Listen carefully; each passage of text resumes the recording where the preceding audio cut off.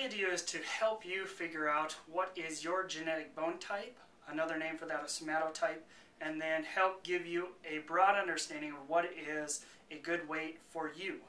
And so in page 19 of the fitness guide, Fitness for Everyone, there is an illustration and there are 3 different body types or somatotypes.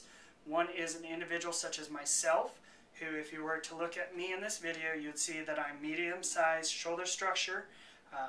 If you could see my hip base, it's about medium-sized hip base. And then the way that I tell or instruct you to, as a tool to help figure out what your bone type is, to look at your wrist. And so if you were to take your wrist, and you were to take your other hand and you take your middle finger and your thumb, and you wrap it from the bony part to the bony part of your wrist, right around that aspect, because there's very little fat and very little muscle wrapped at that point. If you were to wrap around, you would see that my 2 fingers just barely touch.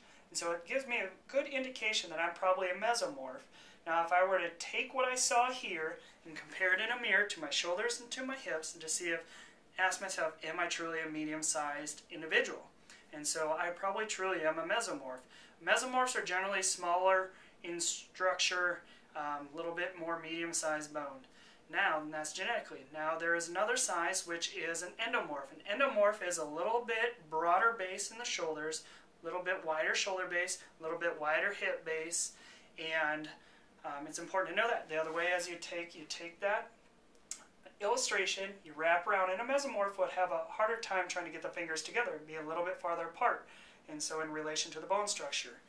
Now, and then the third somatotype would be an ectomorph. An ectomorph are generally kind of taller, leaner individuals, narrower shoulder base, narrower hip base. If you're looking at this picture either in the guide or on the Facebook page for Core Health Systems, and you're looking at that and you're looking at yourself in a mirror to try to confirm it, I just ask that you don't get lost with using this illustration. I've had some people that came to me and say, well, you know, I thought I was a mesomorph, but when I went to go do this, my fingers slightly overlapped.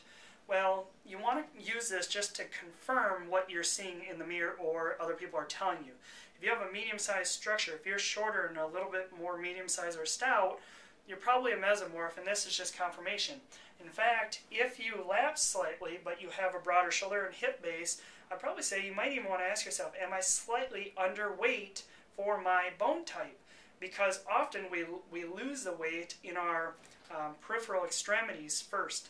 And so if you're having any type of hormone imbalance, that's one of the things you want to ask. And it's very important to know what your genetic bone type is for a couple reasons. One is to get truly healthy. Remember, healthy is internal.